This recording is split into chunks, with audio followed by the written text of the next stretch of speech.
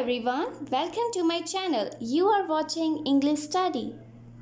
Hey everyone, this is Shweta from English Study और आज हम पढ़ने वाले हैं 10 English Golden Words जो आपकी इंग्लिश को बहुत ज़्यादा इम्प्रेसिव बना सकते हैं, जो आपकी वोकेबुलरी को बिल्ड अप कर सकते हैं.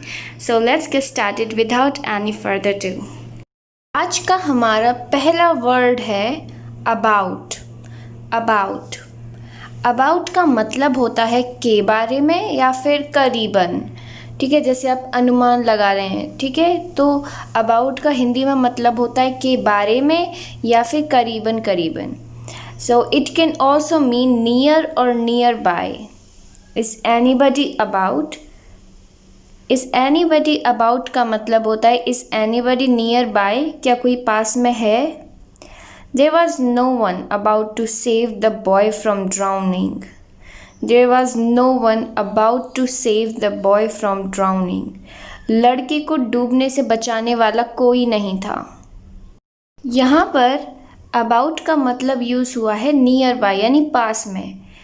There was no one about to save the boy from drowning, मतलब लड़के को बचाने वाला पास में कोई नहीं था. Is anybody about, क्या कोई पास में है. Number second, in connection with. तो अबाउट का यूज़ किया जाता है जब हमें बोलना हो किसी संबंध के बारे में. ठीक है, किसी से अगर कोई चीज़ संबंधित है, अगर हमें उस बारे में बोलना है तो हम अबाउट का यूज़ करेंगे. और यहाँ पर अबाउट का हिंदी में मतलब के बारे में होता है. फर्स्ट एग्जाम्पल, हमने उसकी योजनाओं के बारे में बात की. We talked about his plans. तो यहाँ पर फर्स्ट एग्जाम्पल में जो कनेक्शन है वो है हिज प्लान्स. उसकी योजनाओं के बारे में हमने बात की, उसकी योजनाओं के बारे में. तो ये कनेक्शन है. ठीक है, ये संबंध में हमने उसकी योजनाओं के संबंध में बात की, उसके कनेक्शन में बात की, उसके बारे में बात की. उन्होंने इस बारे में पुलिस को बताया. They told the police about it. Okay, तो यहाँ पर जो इट है ये कुछ भी हो सकता है. इसके बारे में, इसके संबंध में उन्होंने पुलिस को बताया. मैं इसके बारे में कुछ नहीं जानता हूँ. I don't know anything about it. Okay, इसका मतलब मैं इसके संबंध में कुछ भी नहीं जानता हूँ, मेरा इससे कोई कनेक्शन नहीं है. Okay, next, about can be used to make a rough estimate of something. जो अबाउट का यूज़ है वो किसी का मोटा अनुमान लगाने के लिए भी किया जा सकता है. मोटा अनुमान लगाने का मतलब है रफ एस्टिमेट करना, यानी जो आपने अनुमान लगाया वो एग्जैक्ट तो नहीं है लेकिन उससे थोड़ा ऊपर या थोड़ा नीचे हो सकता है. ठीक है, so it can be used to make a rough estimate of something. अब यहाँ पर अबाउट का हिंदी में मतलब होता है करीब, करीबन. ठीक है, जैसे मेरे पास करीबन 20 पेन हैं. ठीक है, तो आपने अनुमान लगाया है और इससे ऊपर भी हो सकते हैं, नीचे भी हो सकते हैं, लेकिन इसके आसपास ही होंगे. अब देखते हैं हम कुछ एग्जाम्पल्स. क्लास में करीब 20 लड़के थे. There were about 20 boys in the class. अब इस सेंटेंस में हमने अबाउट का यूज़ किया तो क्या चेंजेस आए. अगर हम अबाउट नहीं लगाते तो होता there were 20 boys in the class. आप एग्जैक्ट बता रहे हो कि क्लास में 20 लड़के थे, एग्जैक्ट. लेकिन अगर आपको सच में नहीं पता है कि एग्जैक्ट 20 थे या नहीं, सिर्फ ये आपका अनुमान है, तो आप अबाउट का यूज़ करेंगे. There were about 20 boys in the class. इसका मतलब होता है कि एग्जैक्टली 20 तो नहीं है, 21 भी हो सकते हैं, 22 भी हो सकते हैं, 19 भी हो सकते हैं, लेकिन यह आपका अनुमान है. नेक्स्ट, अगर आपसे कोई पूछे कितना टाइम हुआ है और आपको एग्जैक्ट नहीं पता लेकिन थोड़ा बहुत आइडिया है, तो आप बोल सकते हैं करीब 3 बजे हैं, करीब 4 बजे हैं. ठीक है, जो भी टाइम है. तो आप इसे इंग्लिश में कैसे कहेंगे. It is about 3 o'clock. इसका मतलब आपको एग्जैक्टली तो नहीं पता कि 3 ही बजे हैं, लेकिन हाँ 3 के आसपास कुछ बजे हैं. नॉट एग्जैक्टली, एग्जैक्ट तो आपको नहीं पता टाइम, लेकिन हाँ आसपास बजे हैं 3 के. वह करीब 40 वर्ष की है। She is about 40 years old. She is about 40 years old, मतलब वो 40 के आसपास की है। आपका ऐसा अनुमान है। ध्यान रखिए, अगर इन टेंसेस में से आप अबाउट को हटा देंगे तो इसका मतलब होगा कि आप एग्जैक्ट पॉइंट बता रहे हैं। ठीक है, एग्जैक्ट 20 बच्चे हैं, एग्जैक्ट 3 बजे हैं, एग्जैक्ट 40 ईयर्स की है। लेकिन जब हमने अबाउट का यूज़ किया तो आप वहाँ पे मोटा मोटा सिर्फ अनुमान लगा रहे हो। ओके, हमारा सेकंड वर्ड है ऑल्सो। ऑल्सो, ऑल्सो का हिंदी में मतलब होता है भी। भी का हम यूज़ करते हैं जब एक काम के साथ साथ दूसरा भी तैयार हो, एक काम के साथ साथ दूसरा भी आता हो। ठीक है, इन एडिशन ऑफ समथिंग, किसी चीज़ को ऐड करना, किसी चीज़ को जोड़ना। ठीक है, जैसे रेनाता भी फ्रेंच बोलती है, रेनाता भी फ्रेंच बोलती है। Renata also speaks French. ठीक है, वह कविता पढ़ना भी पसंद करती है। She also likes to read poetry. वह पार्टी के लिए भी तैयार थी। She was also dressed for the party. Okay, इस तरह से हम ऑल्सो का यूज़ करेंगे जब हमें बोलना हो कि इसके साथ साथ ये भी चीज़ें हैं। जैसे रेनाता फ्रेंच भी बोलती है, मतलब वो अपनी भाषा तो बोलती है, साथ में फ्रेंच भी बोलती है। वह कविता पढ़ना भी पसंद करती है। Okay, also is used in positive sentences to show agreement or something in common.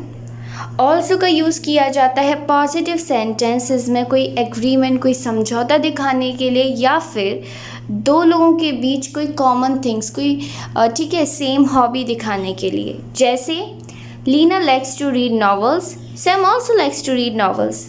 Leena को उपन्यास पढ़ना पसंद है, सैम भी उपन्यास पढ़ना पसंद करती है।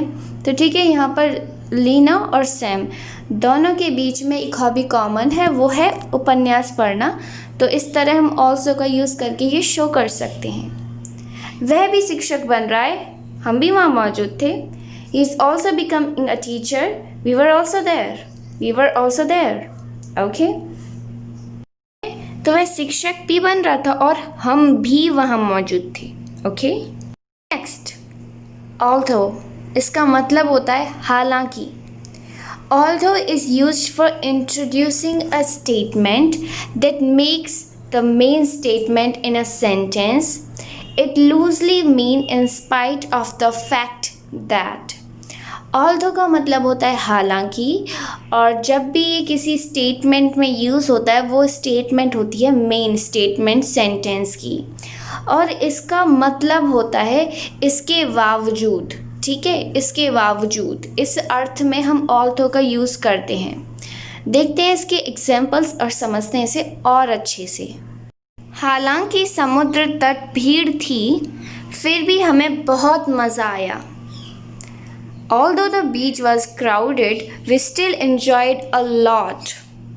तो यहाँ पर इसका मतलब क्या है although का, हालांकि का? इसका मतलब है समुद्र तट भीड़ तो थी, लेकिन इसके बावजूद हमें बहुत मज़ा आया। अगर भीड़ होती जनरली तो हमें इतना मज़ा नहीं आता, यही होता है ना। लेकिन समुद्र तट पर भीड़ थी, वो प्लेस क्राउडेड था, फिर भी हमें मज़ा आया, इसके बावजूद भी हमें मज़ा आया। तो ऐसी सिचुएशन में हमने ऑल्थो का यूज़ किया है, हालांकि। ओके, नेक्स्ट, मैंने पूरा सैंडविच खा लिया, हालांकि ये बहुत अच्छा था। I ate the whole sandwich although it tasted terrible. Okay, मतलब मैंने पूरा सैंडविच खा लिया तो ये मुझे इतना अच्छा नहीं लगना चाहिए, लेकिन सैंडविच इतना अच्छा था कि मैंने पूरा खा लिया, इसके बावजूद भी मुझे अच्छा लगा। ठीक है, तो ऑल्दो का यूज़ इस सिचुएशन में करेंगे जहाँ मैं बोल रहा हूँ इसके बावजूद, हालांकि इसके बावजूद। Okay, next, whereas. Whereas का हिंदी में मतलब होता है जबकि। So it links to ideas that contrast with each other. तो वेयर एज एक ऐसा कंजक्शन है जो दो आइडियाज़ को लिंक अप करता है, दो आइडियाज़ को जोड़ता है जो एक दूसरे से बिल्कुल विपरीत हों, जो एक दूसरे बिल्कुल डिफरेंट मीनिंग रखते हों। ओके, जो एकदम ऑपोजिट हों एक दूसरे के, वहाँ पर हम वेयर एज का यूज़ करेंगे। For example, first example, chicken का मांस सफ़ेद है जबकि एक बैल का लाल है। Chicken meat is white whereas that of an ox is red। तो यहाँ पर ये एकदम डिफरेंट हैं दोनों आइडियाज़, दोनों सेंटेंसेस, कि चिकन का मांस सफ़ेद होता है और बैल का लाल होता है, लेकिन फिर भी हमने इन दोनों को लिंक अप किया, इन दोनों को जोड़ा whereas की मदद से, जिसका मतलब होता है जबकि। मेरी सभी बहनें डॉक्टर हैं जबकि मैं एक शिक्षक हूँ। All of my sisters are doctors whereas I am a teacher। Okay, मेरी सभी बहनें डॉक्टर्स हैं और मैं एक शिक्षक हूँ। ठीक है, मुझे भी एज ए डॉक्टर होना चाहिए अगर ये सेम होता, लेकिन ये दोनों सेंटेंस बिल्कुल ऑपोजिट हैं, बिल्कुल विपरीत हैं। इन दोनों को हमने जोड़ा whereas की मदद से। मेरे माता पिता दोनों कॉलेज गए थे जबकि मैंने केवल हाई स्कूल ख़त्म किया था। Both of my parents went to college whereas I only finished high school। whereas I only finished high school। Okay, ये भी बिल्कुल ऑपोजिट है, मतलब मेरे पेरेंट्स कॉलेज गए लेकिन मैंने सिर्फ हाई स्कूल ही किया है। ये बिल्कुल ऑपोजिट हुआ ना, ये एकदम विपरीत हुआ सेंटेंस दोनों, लेकिन इन दोनों को हमने जोड़ा whereas की मदद से। Next, perpetual. परपेचुअल इसका हिंदी में मतलब होता है सदा, हमेशा, और इसका यूज़ किया जाता है जब हमें बोलना हो something which is enduring for ever, जो हमेशा के लिए स्थायी हो, हमेशा के लिए परमानेंट हो। Things are temporal, the ideas perpetual, God eternal. चीज़ें लौकिक हैं, विचार शाश्वत हैं, ईश्वर शाश्वत है। तो आइडियाज़ परपेचुअल का मतलब होता है ये परमानेंट रहते हैं आइडियाज़। ठीक है, थिंग्स टेम्परल हो सकती हैं, वो लौकिक हो सकती हैं, चीज़ें वो अस्थाई हो सकती हैं, लेकिन विचार हमेशा स्थायी होते हैं। She was an attractive girl with a quick smile and a perpetual twinkle in her eyes। वह एक आकर्षक लड़की थी जिसमें एक त्वरित मुस्कान और उसकी आंखों में एक शाश्वत जगमगाहट थी। ठीक है, तो जो उसकी आंखों में शाश्वत जगमगाहट थी वो परमानेंट थी। परपेचुअल का मतलब परमानेंट। डिस्पेयर। डिस्पेयर इसका मतलब होता है निराशा, लूज ऑफ होप। ओके, तो इसके एग्जाम्पल्स देखते हैं। कुछ सकारात्मक शब्द निराशा को उम्मीद में बदल सकते हैं, निराशा को आशा में बदल सकते हैं। A few positive words can turn despair into hope. Despair का मतलब होता है निराशा। उसने अपने हाथों में अपना चेहरा ढक लिया निराशा छुपाने के लिए। She put her face in her hands to hide the despair। To hide the despair।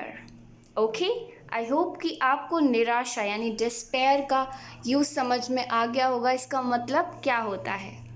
Consider.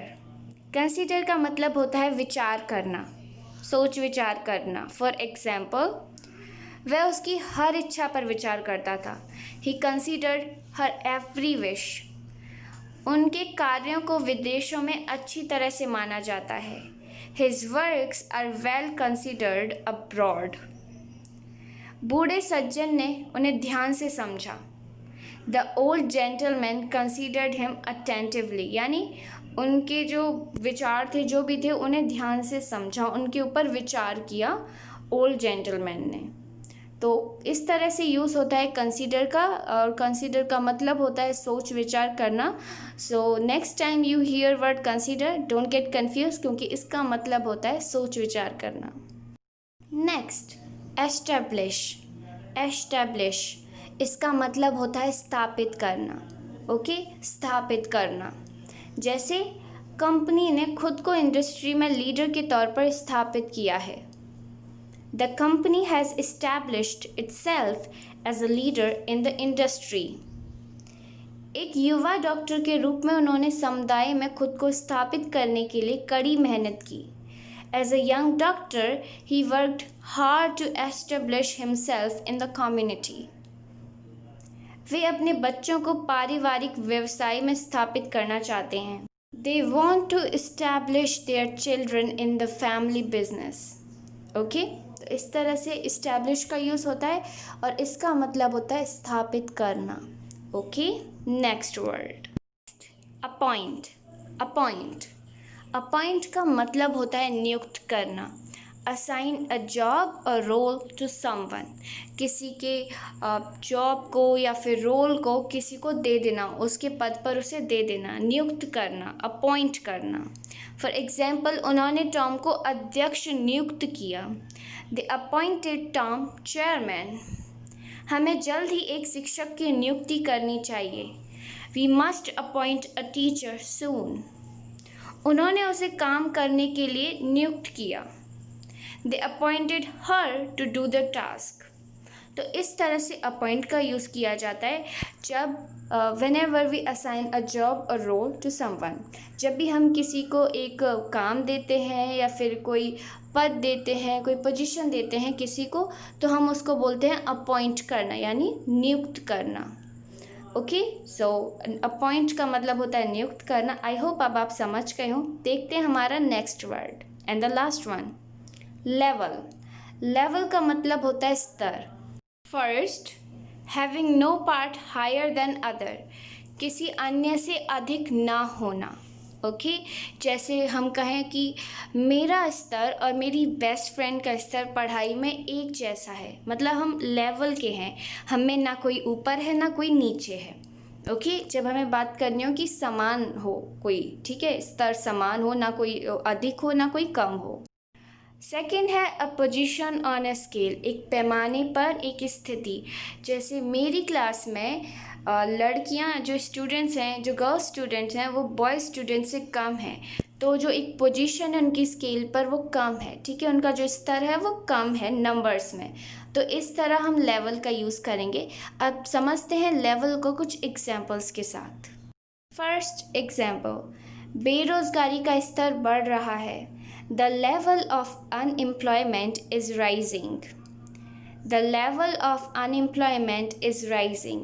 यहाँ पर लेवल का यूज़ जो हमने किया है वो है एक पैमाने की दृष्टि से। जो बेरोज़गारी का पैमाना है, जो उसका स्तर है, वो बढ़ रहा है। Religion matters very much at a national level. धर्म राष्ट्रीय स्तर पर बहुत मायने रखता है। धर्म राष्ट्रीय स्तर पर बहुत मायने रखता है। Religion matters very much at a national level. यहाँ पर भी ये एक पैमाने के रूप में यूज़ हुआ है। उन्हें अपने ब्लड प्रेशर को वापस सामान्य स्तर पर लाने की ज़रूरत है। They need to bring his blood pressure back to a normal level. तो ये थे हमारे 10 गोल्डन वर्ड्स जिनको आप अपनी डेली कॉन्वर्सेशन लाइफ में यूज़ करते हैं। तो ये आपकी इंग्लिश को बहुत ज़्यादा इम्प्रेसिव बनाएंगे और आपकी वोकैबुलरी भी बिल्डअप होगी। I will be back with such interesting videos. Till then bye and you take care.